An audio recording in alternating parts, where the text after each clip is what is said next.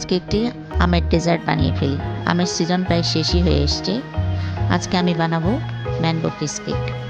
আসসালামু আলাইকুম, কেমন আছেন সবাই? আজকে ওভেন ছাড়াই একটি চিজ কেক বানাবো।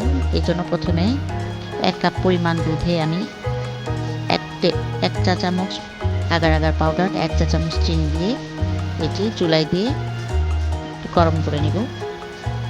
জাস্ট একটা বলক দিয়ে নেব। এখানে আমি দুটো আম নিয়েছি, বড় সাইজের দুটো আম। আমটা প্রথমে ব্লেন্ড করব। ব্লেন্ড করা হয়ে গেলে এর মধ্যে আমি ক্রিম চিজ দিব। এই ক্রিম চিজটা বাসায় বানানো, দিয়ে আর একটু ব্লেন্ড করে নিয়ে গরম গরম দুধের মিশ্রণটার মধ্যে ভালো করে মিশিয়ে নেব। মিশানো হয়ে গেলে এরকম একটি সার্ভিং ডিশে সবটুকু মিশ্রণ ঢেলে ঢেকে দিব।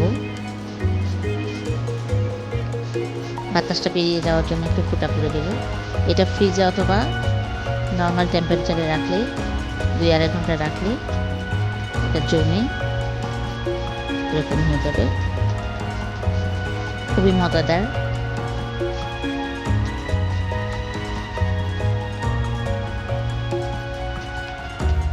এই চিজ কেকটি বাসায় বানিয়ে খেতে পারেন খুব সহজে।